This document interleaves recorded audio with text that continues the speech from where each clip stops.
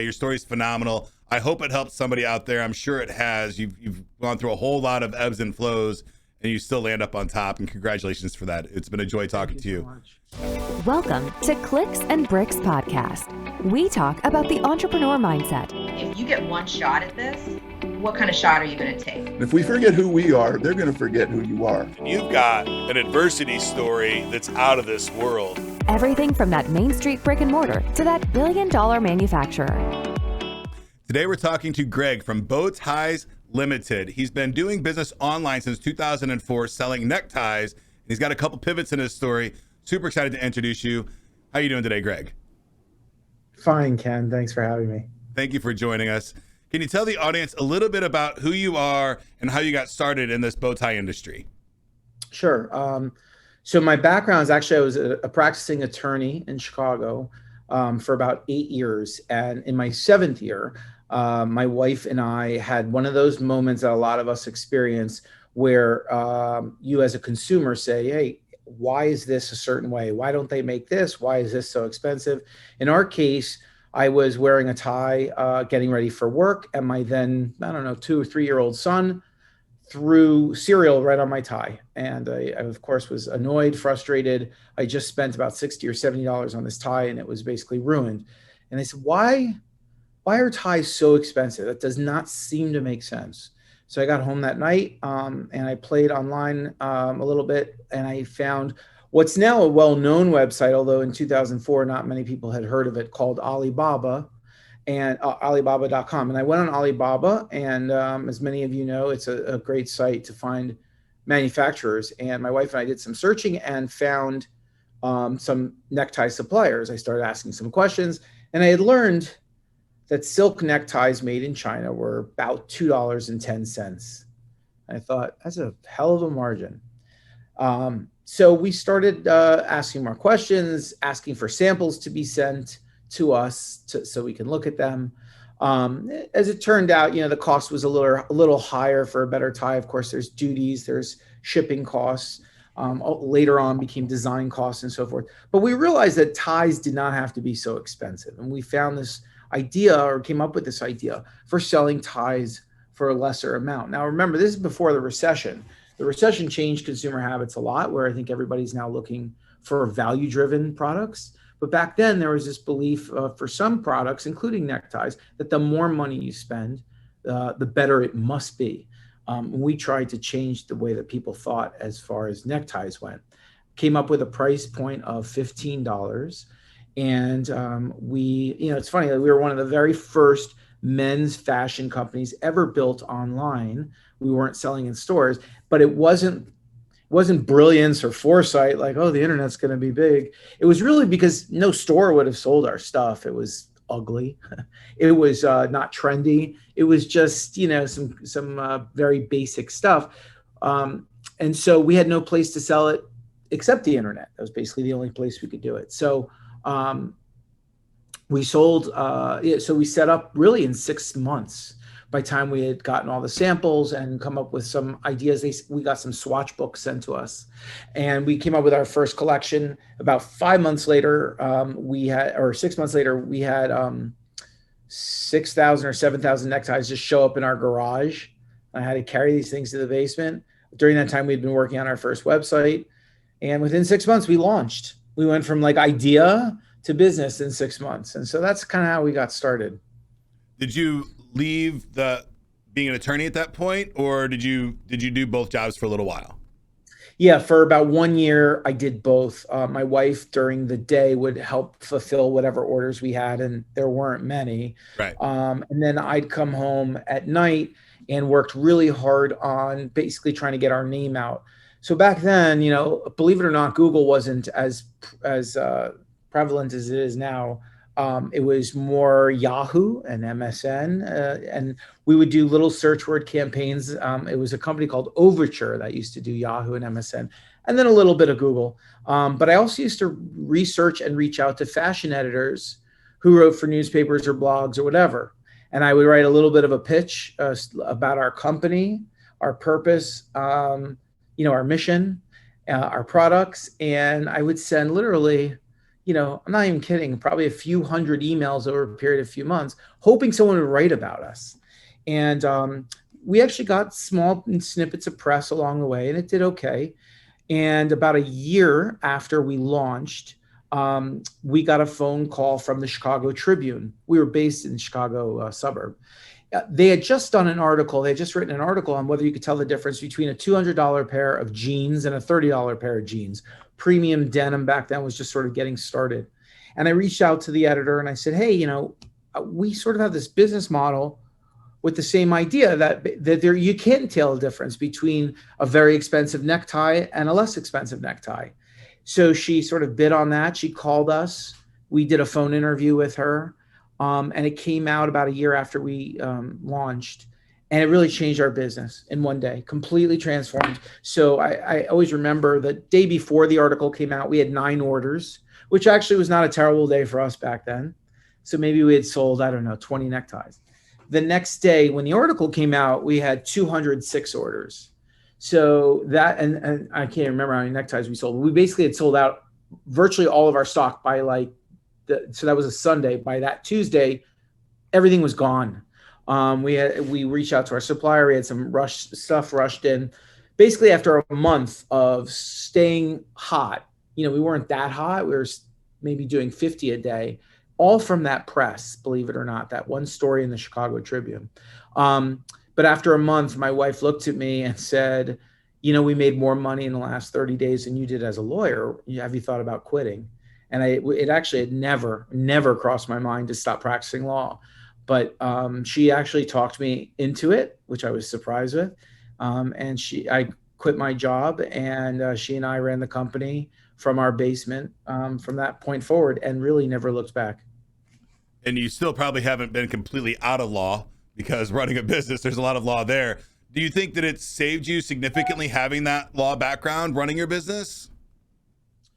Well, I will say the steady paycheck certainly helped for that first year. Right. But yeah, it's funny. Like, I don't really refer to the law oftentimes in my business. Like, the legal background matters a lot less than just the way that being a lawyer taught me how to think, problem solve, be resourceful, which to me is always the number one attribute of any entrepreneur, is being resourceful.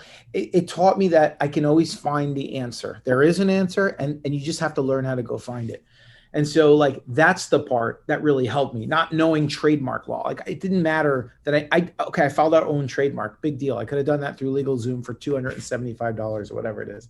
Right. It was really all just the way that I learned how to think as a lawyer, and it really helped me, and still does to this day, run a business.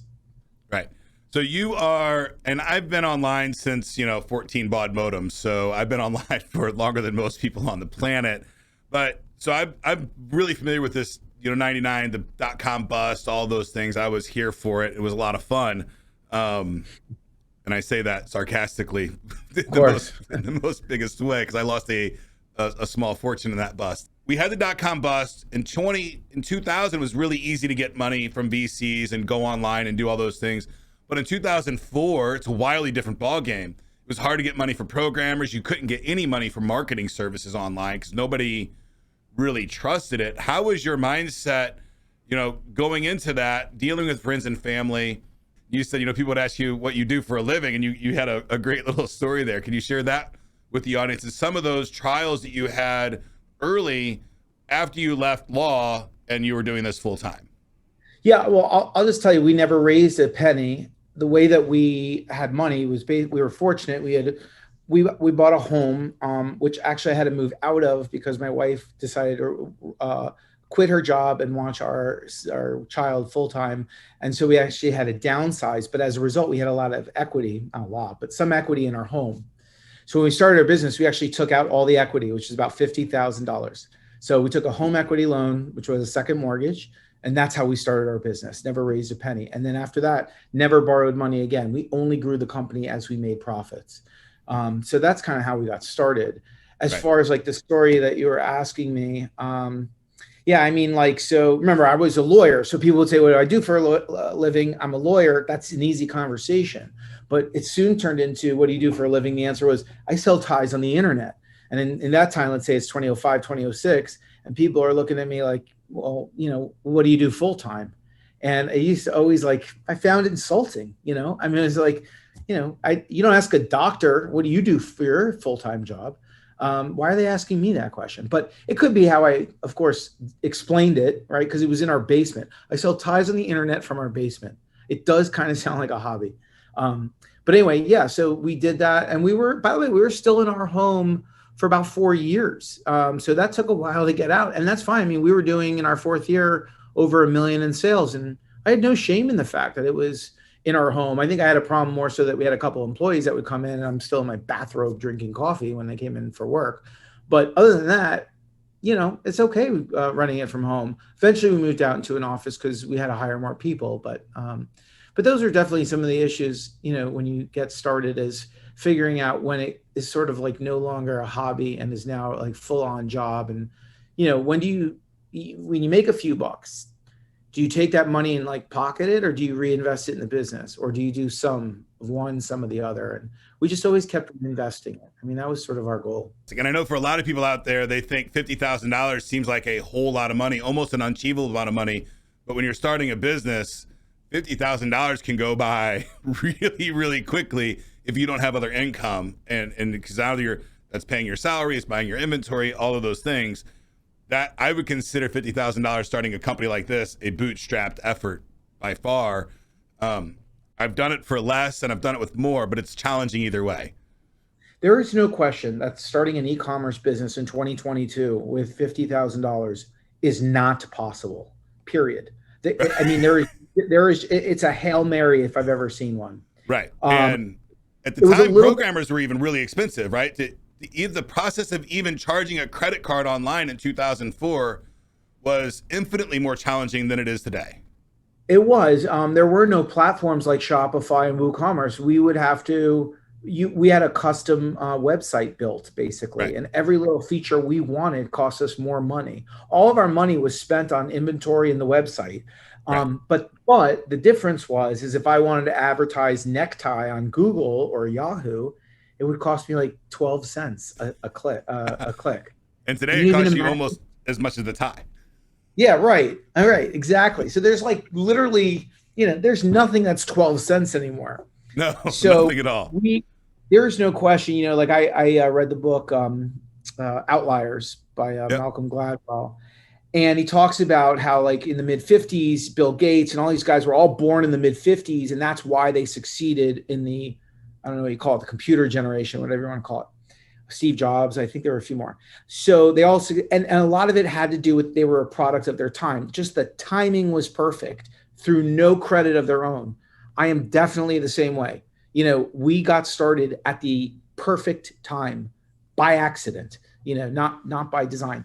And I had mentioned this in the pre-interview back then, the department stores and bigger chains like a Brooks Brothers, Joseph A. Bank, they either didn't have websites or they sold very few SKUs on their website. So my only competition were basically other schmucks like me selling stuff from their basement. So I was like the most successful schmuck of all of them. And that's how we got built. You try something like what I did today, it's easily somewhere between $500,000 and $1 million, easily, just to get off the ground. Right, absolutely, to get it to that scale. But I would argue also today it's way easier than it was. And for a lot of kids out there selling 10 or 20 ties a day at $20 profit, that's a good living, right? It's going to be their only job, but they could do that today within some kind of reason if they wanted to. It's easier to run a business on the side right now. There's definitely no question. And I always encourage people to do that. Not just quit their job and do it full time. I think you got to dip your toe. You got to work your ass off, work 2 jobs for a year or so. And if the timing is right and if it looks right, then you go in full time. That is really good advice. Now, you run the business, you're growing it, a couple million a year revenue, and you sell that company, correct? Yeah, when we sold the business, at that point, we were on track to do, I think, 19 million a year. So we had really grown. We had grown every year since the start, and we just kind of were taking off. And in fact, people ask me, why would I sell a business that was taking off? And the answer is because nothing ever went wrong for us, and it's inevitable that something will go wrong. And so I just had a feeling, whether in a macro or a micro sense, things couldn't be perfect forever. So we decided to sell the business. We met, we hired an investment banker, and we met with, I don't even know, 7 or 8 different private equity groups, pitched them, got a bunch of offers. It was like again, pure luck, great time to sell in 2013, an e-commerce business. And so, yeah, we had an exit back then. And, that was the end of the first chapter of my e-commerce life was in 2013. Right. And then some time goes by, you've got a non-compete. That goes by, you're living your life, probably pretty happy, right? Yes and no. I mean, like the fears of paying the bills were gone, but Right. I was 40 years old and bored out of my mind. We moved to Florida. We sort of started over. And, most guys who are in their 40s have jobs and can talk about their jobs. And I'm sitting there not really doing much. I actually helped build an incubator called Tech Runway at Florida Atlantic University. It was part of the team that built that. I worked for a real estate crowdfunding company. Like, I tried to do little things to keep me busy, but the truth is, like, it wasn't like I had nothing that was like a true full-time gig, and I was bored and I was unsatisfied with my life. But yeah, those were 5 long years. And then, as I had mentioned in the pre-interview, one of my former competitors, when my non-compete ended, and actually what happened was my non-compete ended, and I put something on LinkedIn, "Hey everyone, my non-compete ended, if anyone would like to talk." And I think that's how we started the dialogue. So that's, so then this old competitor reached out to me, asked me if I would be interested in joining their company as a partner. I flew out to Vermont. I had known who they were for years. I always admired them, in fact. They were more of like a bow tie company. If they make neckties, they make a lot of products, but bow ties was always their thing. Wasn't doing so hot, to be honest. I went out there, I met with the staff, and in one day I said to myself, this looks like a great new challenge. So actually, instead of joining as a partner, I made him an offer to just buy the whole company, which I did. And 3 weeks later, I closed and bought the business, which I've now owned for almost 3 years. And that is Bow Ties Online, right? Bow Ties Limited. Yeah. That's my current company, Bow Ties of Vermont, bowtiesltd.com. Okay. And obviously there's not a huge demand for bow ties in America, right? And because we just don't see them as we're walking down the street and stuff like that. You had you gave us a story, and you gave me an X number that you grew the business during this pandemic. Can you tell the story, what your X factor was and how you did that, and where you pivoted to when you saw an opportunity, and kind of the mindset on, what told you, let's go all in on this?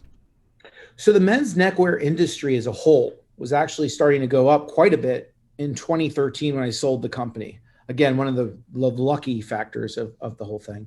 By the time I got back in 2019, when I bought this company, it was going down quite a bit. I remember people saying, "Why are you buying a bow tie company? Nobody wears bow ties anymore." And I was like, "That's a great point." Anyway, I'm buying it. So yes, bow tie sales in 2019 were not great. The company had been going down in sales quite a bit year over year for several years. I looked at that as like a challenge. I quickly came in. We created a line of dress shirts, shoes, underwear, and I was ready to sort of build this out into a little bit more of a lifestyle brand. And then 8-9 months later, after I bought the company, came COVID. So only a few people wearing bow ties before COVID. Now we're in COVID. No one's wearing bow ties. There were like some days where we would have 3 bow ties ordered. I don't even know why anyone would order them, although we had great, loyal customer base back then. We still do. And they would buy a few, but we could not stay in business. It was actually at that time when there was a PPE shortage in this country. If you remember, there were hospitals that could not get masks. And I had been importing from China. Now, Bow Ties of Vermont actually makes many of their products in Vermont, so in the US. And I love that about us, right? I love that about us. So the masks that were needed were, on a grand scale, and we couldn't make them in the United States. You remember a lot of the 3M, Honeywell, the N95 mask could not get made fast enough. And so I reached out to my Chinese supplier from my old company's days. And I said, can you help me get some masks into the United States? So over a period of 3 weeks, I imported, I don't even know, hundreds of thousands of KN95 medical masks. Now, at that point, I had shut down my company. I furloughed all my employees. I couldn't afford them anymore. And actually, I waited until unemployment kicked in. If you may remember, the government gave a very generous unemployment package for people. Right. And I waited. I kept putting money in until we paid that off. Until that kicked in. And then once it kicked in, I furloughed everybody so they can collect unemployment. And I kind of ran out of money anyway. So during that, so there was this 3-week period where I myself I was hawking medical masks. And so I did that for 3 weeks. I had put something on LinkedIn. I had never in my life had a LinkedIn post go viral. It reached about 80,000 people. My phone was ringing all day from area codes I had never heard of. And I hustled and I imported and sold, again, hundreds of thousands of masks. And with that money, and I didn't charge a lot. Maybe I made I don't even remember, 20 cents a mask. I can't remember what it was. But with that money, I hired everybody back, or some people back, excuse me. And then we very, very, very quickly got into the cloth mask business, which right now in 22, you're like, well, yeah, everyone did cloth masks. But we were one of the very first, I think it was April 2nd, we released our first collection of cloth masks. And it was way before anybody else. And we got our first shipment of 600 masks. I didn't even email anyone, nothing. They just went up on the website and they sold out in 40 minutes. A week later, we got a delivery of 2,000 cloth masks, gone in an afternoon, all 2,000. And I realized there's something here. So we quickly took our design library from our 28-year history of a necktie company and started making masks using our necktie designs. And we started out with 6 designs that went to like 20, and then today we've got 500 designs, let's say. But we slowly were building it up, and basically that's what saved us, because people were not going into the office, and to this day they really aren't as much. And we started selling masks, and the cloth masks completely saved our business. We eventually hired everybody back. We started doing matching masks and bow ties, which sounds quirky. But if you're a bow tie guy, you are quirky. And so our bow tie guys loved it. We sold a ton of bow ties and masks. It got my production team making bow ties again, which was great. And then we ended up hiring, we went from like 23 employees to like 42 at our peak. So we hired about 19 new people. Over a period of 2 years, we've grown 500%. We were just named the 5th fastest growing retailer in the state of Vermont by Vermont Business Magazine. So we really took off. But that's kind of the story of how we got here. And now, sorry if I'm rambling, but no, you're good. I explained to you, sorry? This is an important story for people to hear. Yeah. And so the craziest part of all this is our email list was all men, right? Our customer base was all men. All of a sudden, we realized that the only people buying masks are women. Virtually all the people are buying masks are women. And so we went from 100% men to like 10% men. Our email list grew, I think, 20-fold over a period of like a year and a half, and almost all our customers are women. So the current challenge is now, what can we make for these women, right? They don't wear bow ties. They don't wear pocket squares. What am I going to do? And so I challenged my seamstresses, my hand sewers. I said, what can we make these people? They came up with some amazing ideas using their hands, and we started creating tote bags, wristlets, most recently aprons. And we started bringing in other products like socks. And so we're starting to do a lot more women's products. And the goal here, and scarves too, by the way, we're selling a ton of scarves. How do we make these female mass customers bow ties of Vermont customers? So do you love us for more than just the mask? And that's been the current challenge. And by the way, all while at the same time remaining truly a neckwear company that still makes bow ties and still makes neckties for all the men that stuck with us through all this. So that's the current challenge that we're still in. And the one that we'll be working on going forward is, how do we take these people and have them buy the second product from us? They bought the mask, they love the mask, but now I got to convince them to buy another product from us. And that's been a challenge. That's a challenge for every business, right? It's just how to extract more cash. And I think what you're doing is what I would advise anybody to do is just keep trying new stuff and keep trying. And then eventually something hits and then double down on that, right? That's the, there's a lot of stuff thrown at that wall behind me. Yeah, I think the saying is BBs, bullets, then cannonballs, right? So you try small, you raise it a little bit, and then you go all in. I had a blast today talking with you, Greg. If somebody wanted to buy one of your products, how would they find you online? Thanks. Our website is Bow Ties, and it's, if you look at bow ties, it looks like beauties, but it's pronounced Bow Ties Ltd. Limited, right? So Ltd. And the reason for that is back in the day, the founder only wanted to sell a very limited number per design. And that's where the original idea came from. Now, if they sell well, I'm going to keep making them. So I'm not limited anymore. But yeah, bowtiesltd.com. You go on our site and you'll find, I mean, we've really blown up the company. We do a ton of different products.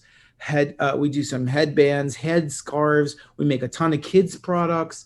Our aprons have been amazingly popular. And I mean, we still sell masks and people are still buying masks, but we do so many other great things now. I'm like so excited the way we look, where we are, and I'm excited for 2022. Fantastic. Thank you for joining us today. Your story's phenomenal. I hope it helps somebody out there. I'm sure it has. You've gone through a whole lot of ebbs and flows and you still land up on top, and congratulations for that. It's been a joy talking to you. Thank you so much. And I hope we get to talk again soon. Thank you. Appreciate it. Thanks, Ken. That's it for today's show, folks. Again, if you'd like to join my text line community, the number is 314-370-2871. Ask me any question about business or technology, and I'll give you an absolutely unbiased answer, no charge at all. Get to work.